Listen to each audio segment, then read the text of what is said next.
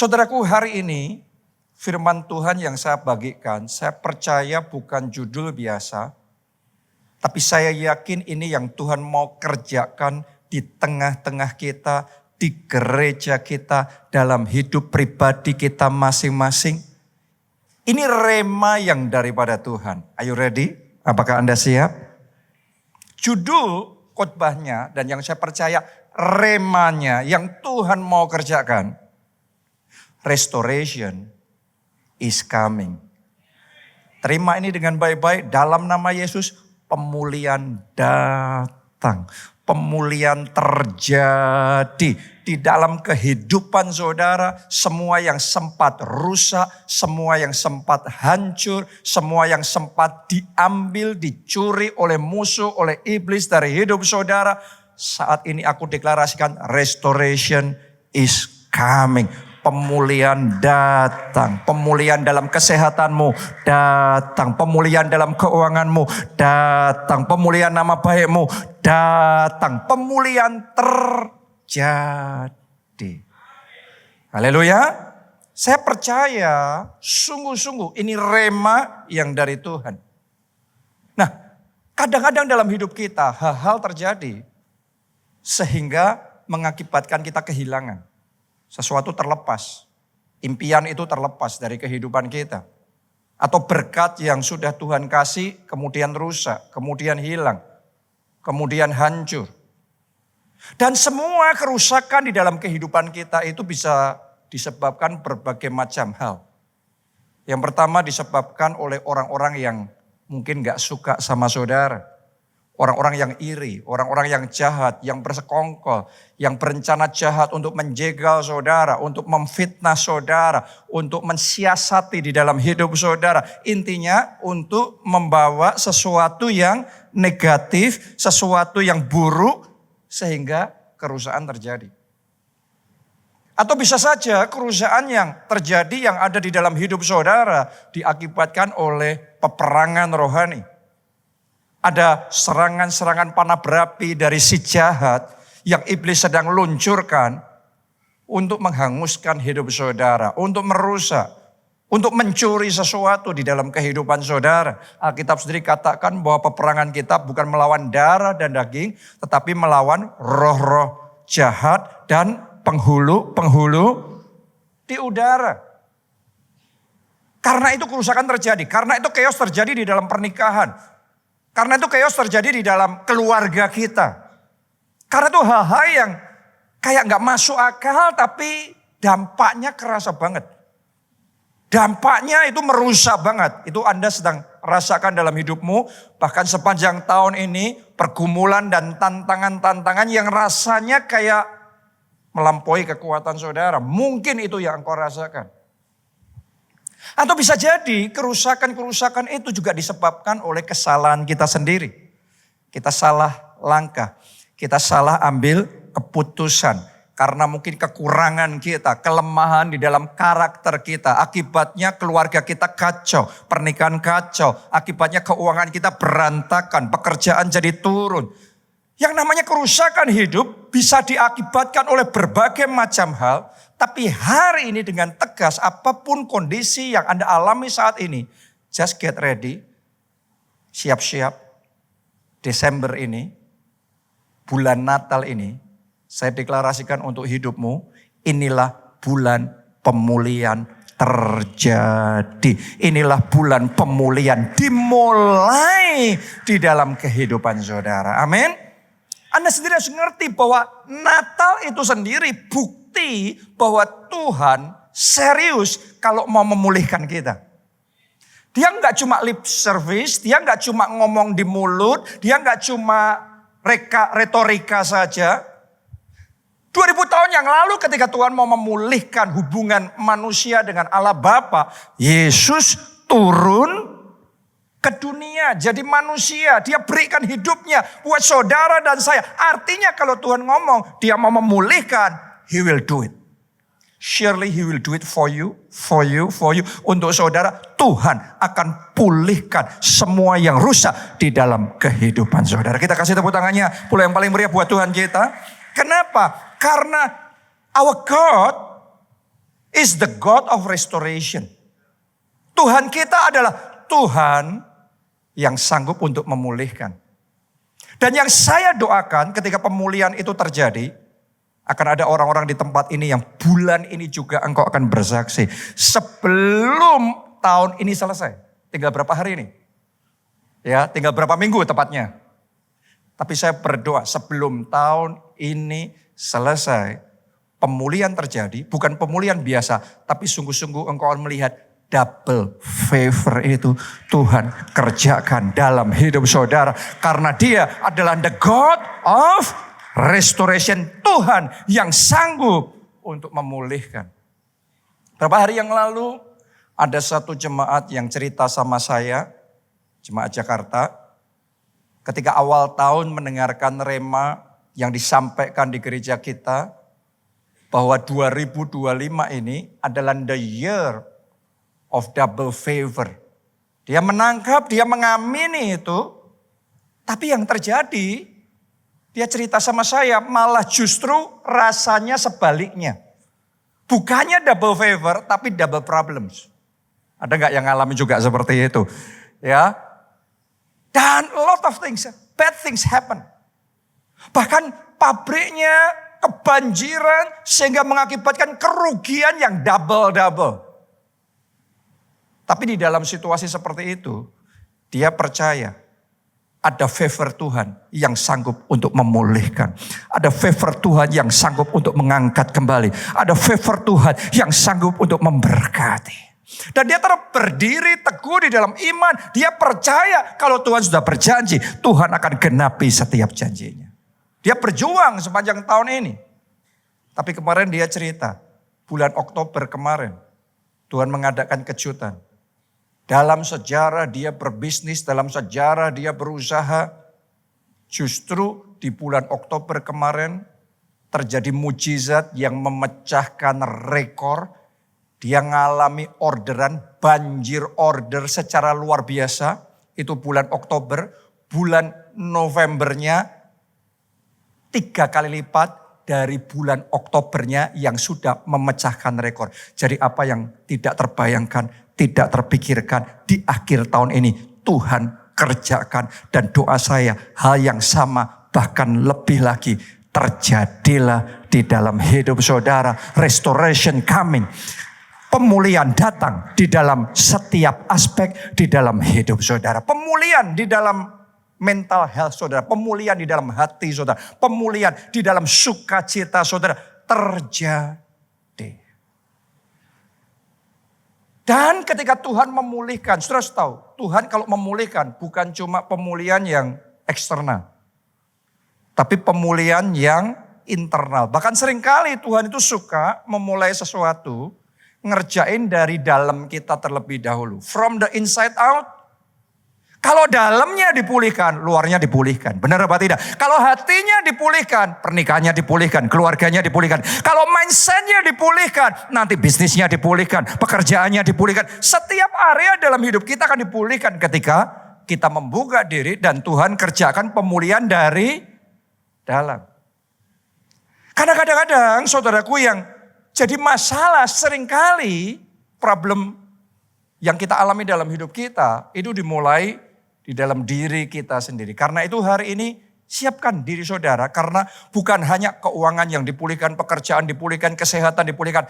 Tapi hati kita dipulihkan juga. Jiwa kita dipulihkan juga. Roh kita dipulihkan juga. Amin. Lukas 19 ayat 10 berkata seperti ini. Sebab anak manusia datang.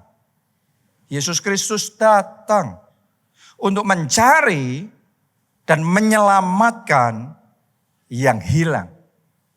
Apa itu yang hilang? Di sini tentunya Anda ngerti yang terhilang adalah jiwa. Jadi saya berdoa ya kita semua apalagi bulan Natal ini. Kemarin saya sampaikan sama saudara ini bulan ulang tahunnya Tuhan Yesus. Kalau saudara punya teman ulang tahun, punya keluarga ulang tahun, kira-kira Anda yang ngasih kado atau Anda yang minta kado?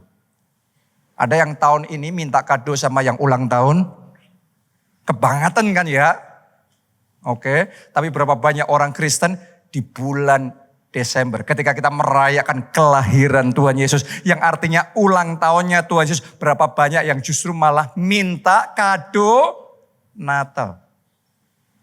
Tapi saya berdoa, saya tantang jemaat keluarga Allah yang ada di sini, Natal 2025 ini saudara bawa kado Natal buat Tuhan. Bawa kado jiwa buat Tuhan. Untuk anak-anaknya yang terhilang.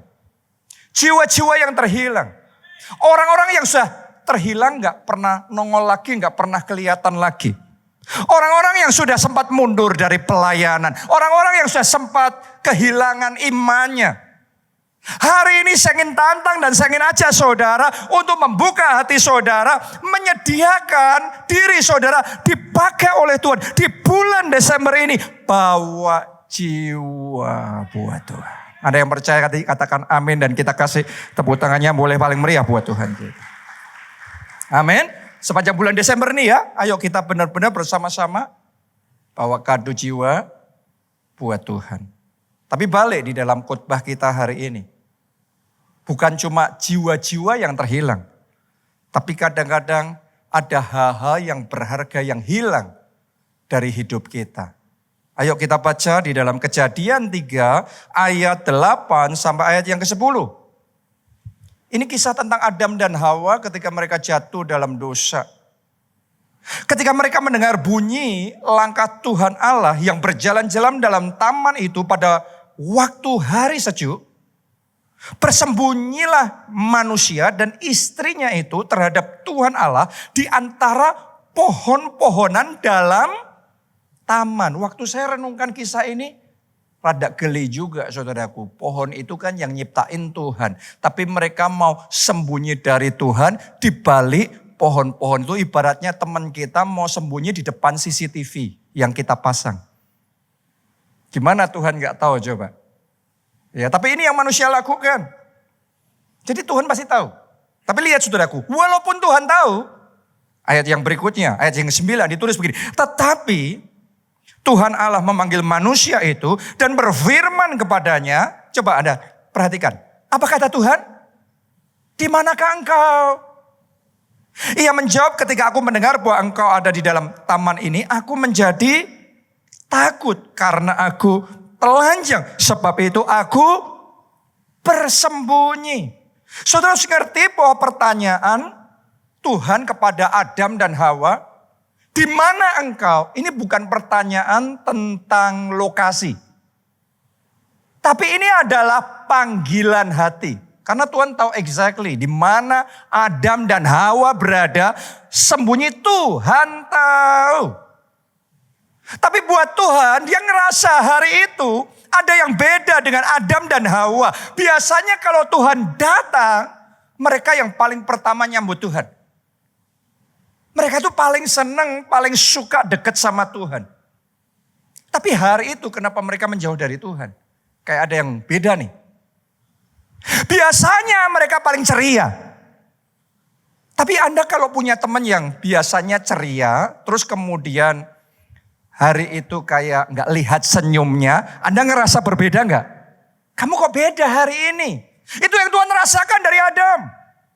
Biasanya Adam ini punya keberanian yang luar biasa. Gak ada takutnya dia. Menghadapi singa, menghadapi semuanya. Dia punya keberanian yang luar biasa. Tapi hari itu tadi Anda baca di dalam ayat yang terakhir yang kita baca. Dicatat, Adam takut. Adam sembunyi. Jadi ada yang beda ini. Ada yang hilang dari Adam. Karena itu Tuhan tanya, Adam di manakah engkau? Ada sesuatu yang hilang dari Adam. Kadang-kadang hal-hal terjadi dalam kehidupan kita. Sehingga mengakibatkan hal-hal yang berharga hilang dalam hidup kita. Mungkin itu juga yang tanpa sadar engkau alami. Adam juga saya yakin kayak gak sadar. Belum tentu sepenuhnya sadar akan perubahan yang terjadi. Mungkin Anda juga gak menyadari itu sepenuhnya. Tapi mungkin orang tua saudara memperhatikan. Biasanya anakku ini selalu happy bawaannya. Tapi sekarang kok gak pernah senyum. Sekarang kok bawaannya sedih terus, susah terus. Ada nggak di antara saudara yang ngalami hal tertentu sepanjang tahun ini sehingga engkau jadi sedikit tersenyum? Bawaannya berat terus. Ada nggak di antara saudara yang mungkin tanpa engkau sadari, istri saudara memperhatikan dan bertanya-tanya dalam hatinya, di mana suamiku yang biasanya perhatian, biasanya pengertian, tapi sekarang kok dingin. Sekarang kok kayaknya punya dunianya sendiri. Sekarang kok kayaknya menjauh dari keluarga. Coba saya ingin ajak saudara sementara firman Tuhan ini diberitakan, buka hati saudara lebar-lebar. Bisa jadi Roh Kudus sedang mengingatkan sesuatu. Karena hari ini adalah hari pemulihan. Kalau Anda tahu apa itu yang hilang dalam hidup saudara, saya percaya hari ini pemulihan terjadi. Amin. Amin. Bisa jadi yang hilang dari hidup saudara keberanian saudara. Dulu Anda orangnya nggak ada takutnya. Anda ngerjain apa-apa, Anda tabrak, Anda hajar. Tapi hal tertentu terjadi dan itu kayak mengubah mentalitas saudara. Kayak Elia menghadapi 450 nabi Baal. Dia hadapi rajanya, dia hadapi. Nggak ada takutnya orang ini. Tapi ketika dia capek, terus kemudian ada Isabel, itu ada ratu yang berani mengancam dia, gebrak meja sama dia. Entah gimana, tapi Elia bisa takut. Bukan berarti orangnya penakut, tetapi seolah-olah di momen itu keberanian ilahinya kayak hilang. Ada nggak di antara saudara yang sedang mengalami seperti seolah-olah sukacitamu hilang, damai sejahteramu hilang, imanmu lagi rontok? Tadinya engkau begitu percaya sama Tuhan. Tadinya cinta mula-mula saudara begitu menggebu-gebu sama Tuhan. Tapi hari-hari ini kayak hambar. Suam kayak gak gitu lagi. Kayak gregetnya ngikut Tuhan. Gregetnya ibadah. Gregetnya ngangkat tangan mencari Tuhan. Memuji menyembah Tuhan. Kayak gak ada lagi. Kayak hilang, kayak luntur. Makanya Tuhan tanya pada waktu itu, Adam, di manakah engkau? Jangan-jangan pertanyaan yang sama Tuhan juga tanya sama saudara. Di mana keberanianmu, di mana imanmu, di mana cinta mula-mula itu, di mana kedekatan hubungan, di mana kerinduanmu yang tadinya begitu mengejar aku dengan sungguh-sungguh, di mana itu?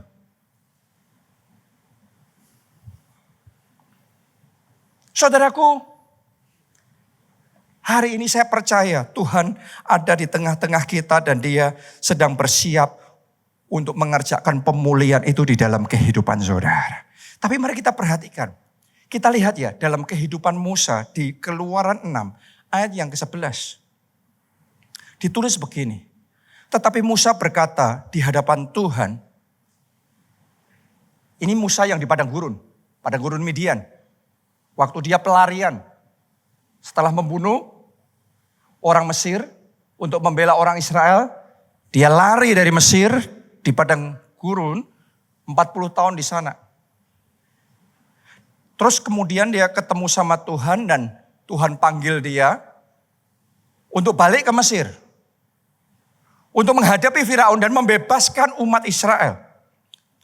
Ini jawab Musa. Orang Israel sendiri tidak mendengarkan aku. Bagaimanakah mungkin Firaun akan mendengarkan aku? Aku seorang yang tidak peta lidahnya. Coba Anda renungkan ini. Dan saya ingin ajak Anda untuk membayangkan dengan satu ayat ini. Kisah Para Rasul 7 ayat yang ke-22. Lihat ini, Musa tadi ngomong, aku gak bisa, siapa yang mau dengerin aku? Orang Israel enggak. Mana mungkin Firaun mau. Aku nih gak petang ngomong, aku gak pinter ngomong nih. Tapi Anda lihat, Kisah Para Rasul 7 ayat 22. Dan Musa dididik dalam segala hikmat orang Mesir. Dan ia apa? Berkuasa dalam perkataan dan perbuatannya. Jadi ternyata sebelum dia pelarian itu, sebelum tragedi itu terjadi, Musa ini orang yang berkuasa dalam perkataannya dia kalau ngomong pintar. Dia kalau ngomong, Anda pernah ketemu gak ada orang-orang tertentu kalau ngomong tuh kayak punya wibawa yang beda.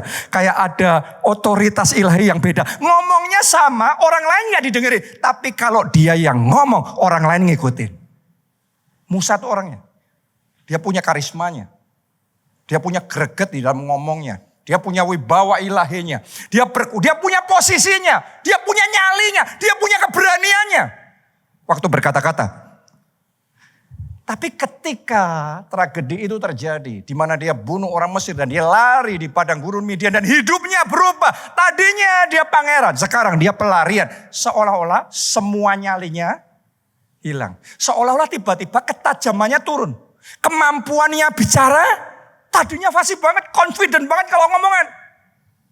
Tapi sekarang kayak, aku gak petah lidah, aku gak bisa ngomong apa-apa. Siapa yang mau dengerin aku? Orang Israel gak mau dengerin aku. Apalagi Firaun, mana mungkin, mustahil aku tidak bisa.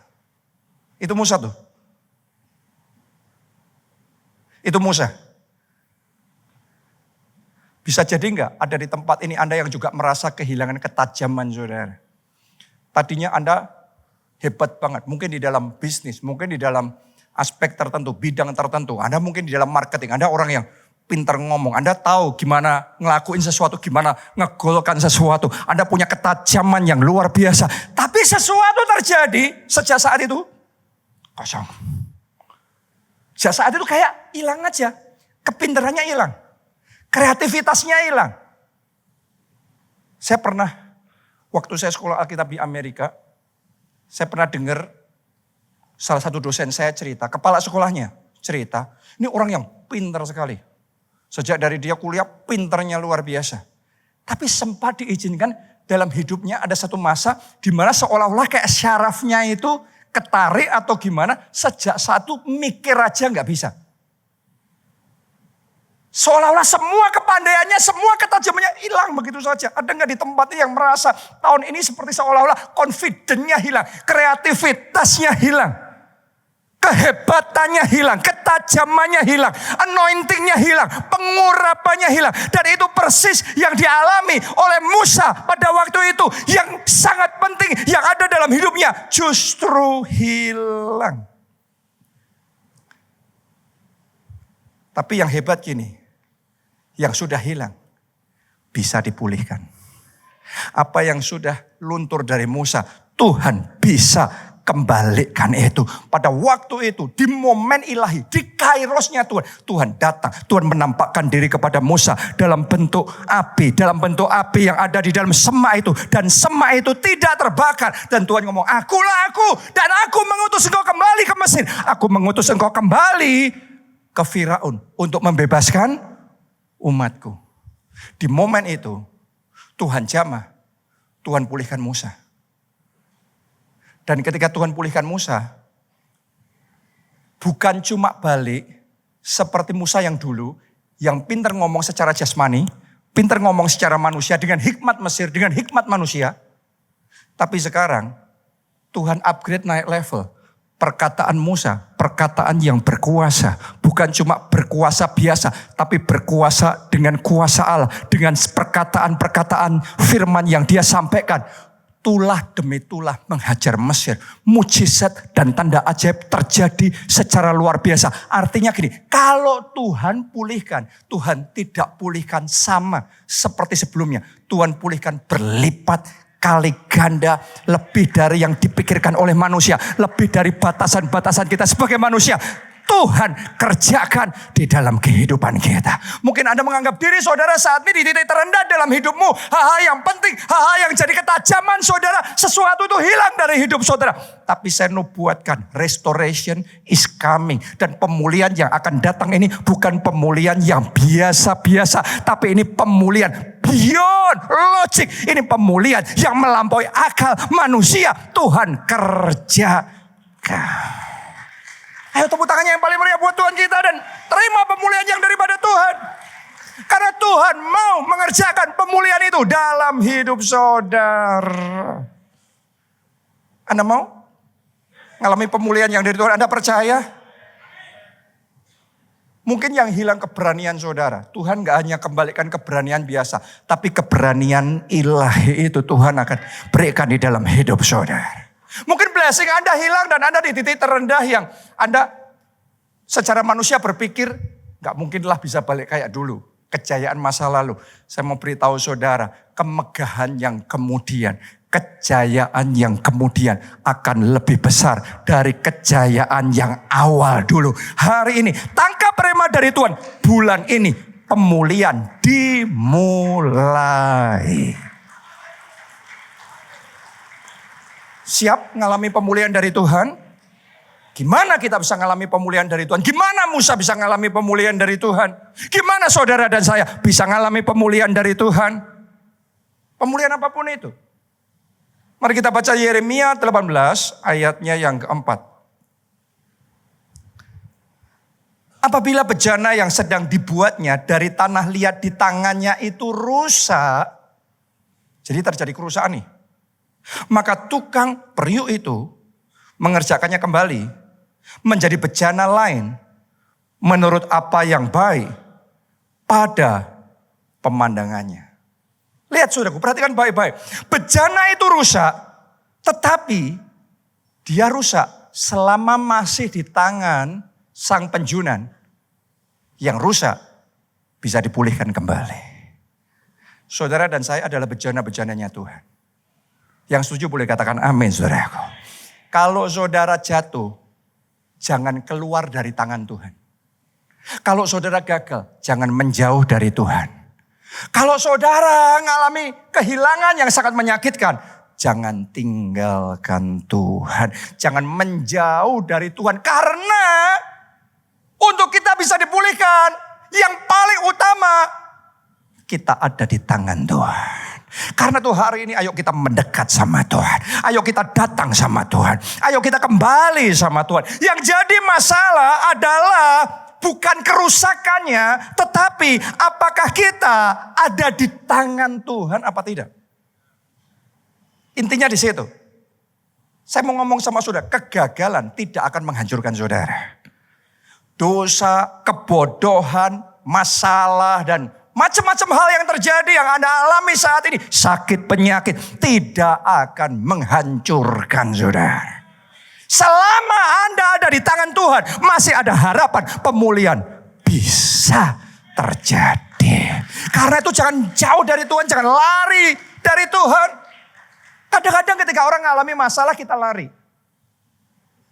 Musa lari enggak? Musa lari itu ke padang gurun. Adam dan Hawa sembunyi. Benar apa tidak? Yunus kabur. Lihat saudaraku. Selama tidak di tangan penjunan, bejana yang rusak, gak ada harapan. Tapi ketika kembali sama Tuhan, maka Tuhan akan mengangkat kembali hidup saudara. Oke, Anda yang jatuh, Tuhan akan angkat saudara. Anda yang terluka, Tuhan akan sembuhkan saudara. Anda yang hancur, Tuhan akan bawa pemulihan terjadi dalam hidup saudara. Dan imani, bersama-sama dengan saya imani. Kalau Tuhan memulihkan, tidak sama. Tuhan memulihkan ke versi yang lebih baik. Musa tidak dipulihkan Musa versi lama. Tapi sekarang Musa yang baru. Musa yang diurapi. Musa yang berjalan di dalam kuasa Tuhan. Amin.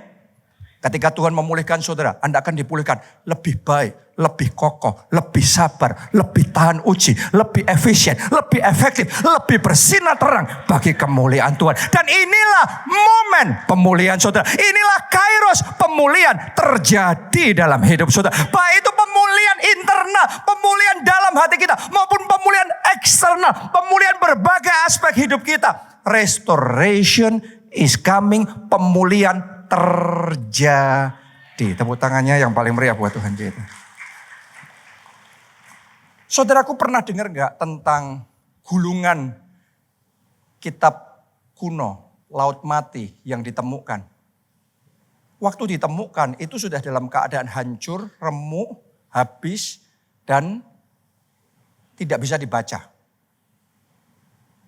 Tapi ketika dipulihkan oleh para ahli Dan sudah jadi, Anda kalau ikut ke Holy Land Tour, Anda akan melihat di sana, itu dipulihkan. Ternyata itu jadi penemuan yang sangat besar.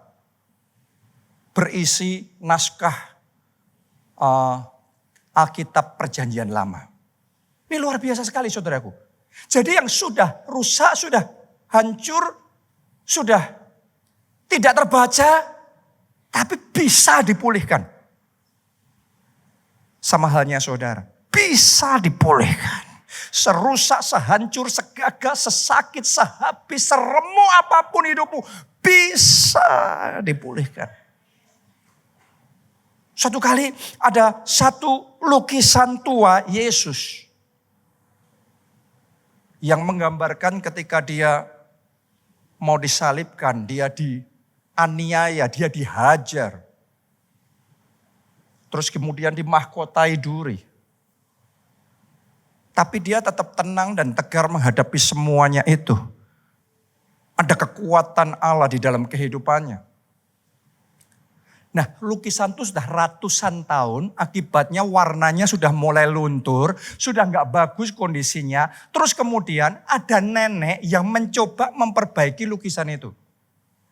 Tapi karena kurang keahliannya, akibatnya ketika lukisan itu selesai dia perbaiki, mukanya Yesus kayak gambar kartun. Jadi cemoohan banyak orang. Ini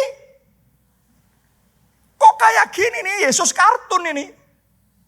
Ini kacau, ini berantakan. Itu jadi cemoohan itu adalah restorasi yang gagal.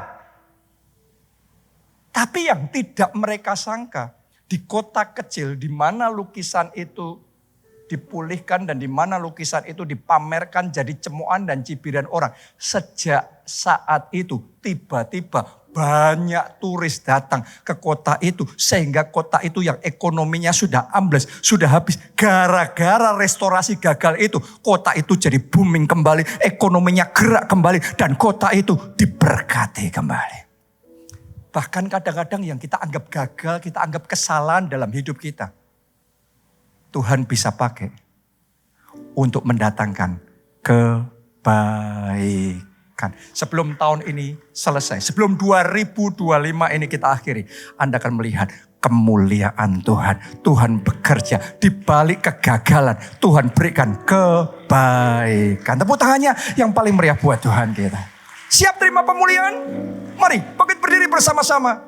Nyanyikan. Bersamamu Bapa,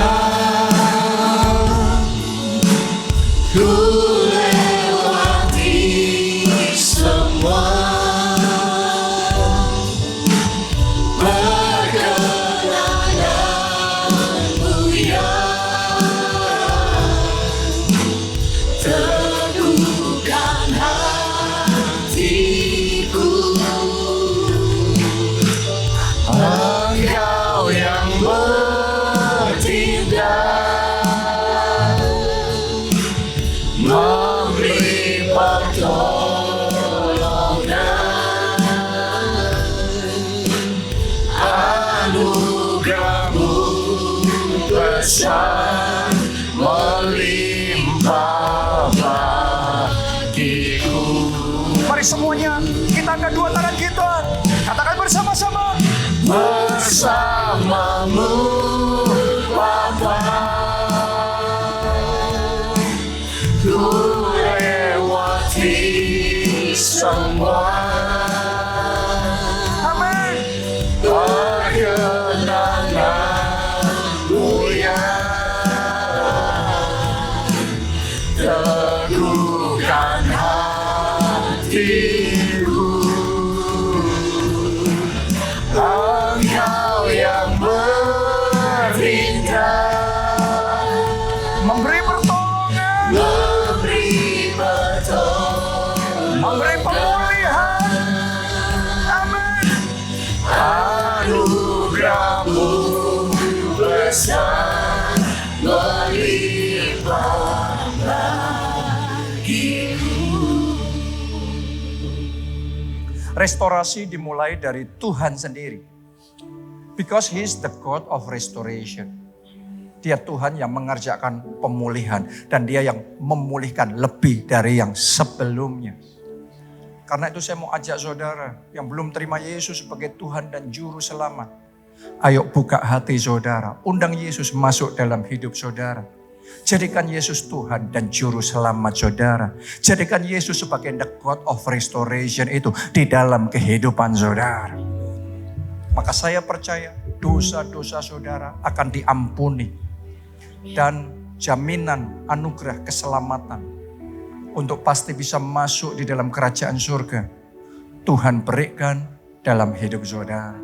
Anda yang mau itu, ayo kita angkat dua tangan, ikuti doa ini dan katakan, Tuhan Yesus, Tuhan Yesus, masuklah dalam hatiku, masuklah dalam hati, jadi Tuhan dan Juru jadi Selamat. Tuhan dan Juru Selamat. Ampuni dosa-dosaku. Ampuni dosa-dosa. Selamatkan aku ya Tuhan. Selamatkan aku ya Tuhan. Mulai sekarang, Mulai sekarang, hidupku milik Yesus. hidupku milik Yesus. Aku mau mengiring Yesus, Aku mau mengiring Yesus. melayani Yesus seumur hidupku. Aku percaya, aku sudah diselamatkan. Terima kasih Terima Tuhan. kasih Yesus. Amin. Yang kedua, Tuhan mau pulihkan keadaan saudara. Dan kalau Tuhan pulihkan, better than the original. Lebih baik daripada versi yang lama. Apa itu yang hilang dari hidup saudara? Mungkin yang hilang adalah kreativitas. Yang hilang adalah ketajaman. Mungkin ada yang merasa hilang dalam sukacitanya. Damai sejahteranya hilang dari hidup saudara. Mungkin ada yang hilang kesehatannya yang dicuri oleh musuh. Mungkin pekerjaan, bisnisnya, kliennya, proyeknya, tendernya hilang. Mungkin ada yang bahkan kehilangan visinya, arah hidupnya sudah kayak kabur. Mungkin imannya, keberaniannya yang hilang. Mungkin hari-hari ini kita malah menjauh dari Tuhan. Saya ajak saudara, kunci pemulihan bejana itu harus di tangan sang penjunan. Selama bejana itu di tangan penjunan, walaupun rusak, tapi bisa dipulihkan jadi bejana yang baru, yaitu bejana kemuliaan. Dan doa saya, pemulihan yang seperti itu terjadi dalam hidup saudara. Ada yang mau dipulihkan Tuhan? Angkat dua tangan saudara, katakan sama Tuhan, Tuhan aku butuh pemulihan yang daripadamu. Jamah aku kembali Tuhan, jamah hatiku, jamah hidupku, jamah lidahku, jamah pikiranku, jamah keluargaku, jamah aku Tuhan. Aku butuh tanganmu bekerja dalam hidupku. Sang penjunan, bentuk aku kembali, bangun aku kembali. Have your way in me. Nyatakan karyamu dalam hidupku. Jamah Tuhan, jamah setiap anak-anakmu yang ada di tempat ini. Jangan lewatkan dari yang paling depan sampai yang paling belakang. Tuhan jamah, Tuhan jamah. Apa yang hilang? Aku deklarasikan pemulihan terjadi. Apa yang sakit, Tuhan sembuhkan. Apa yang terluka, Tuhan yang obat, Tuhan yang obati. Apa yang rusak, Tuhan yang bangun kembali. Tuhan yang bawa pemulihan terjadi. Pemulihan terjadi, pemulihan terjadi. Hari ini, hari pemulihan. Bulan ini, bulan pemulihan. In the name of Jesus, in the name of Jesus. Roh Kudus jamah, biar kebangkitan terjadi. Restoration is coming. Amin. Mari katakan, bersamamu Bapa, ku lewati semua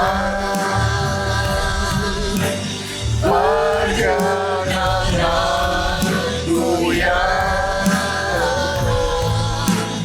teguhkan hatiku. Engkau yang bertindak, memberi pertolongan. Amin, amin. Anugerahmu besar berlimpah bagiku. Mari bersama-sama yang terakhir, yang terbaik.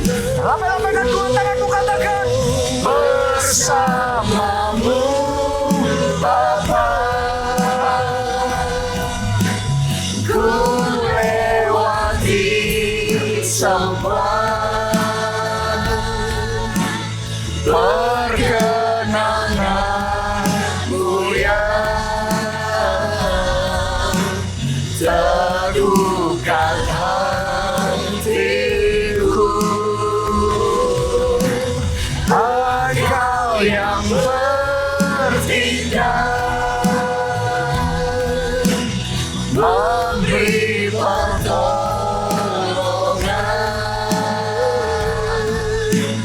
anugerah-Mu besar melimpah bagiku.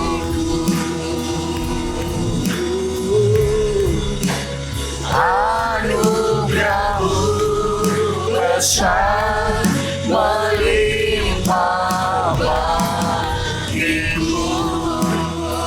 Kami terima anugerah-Mu Tuhan. Anugerah-Mu besar melimpah bagiku. Haleluya, terima kasih.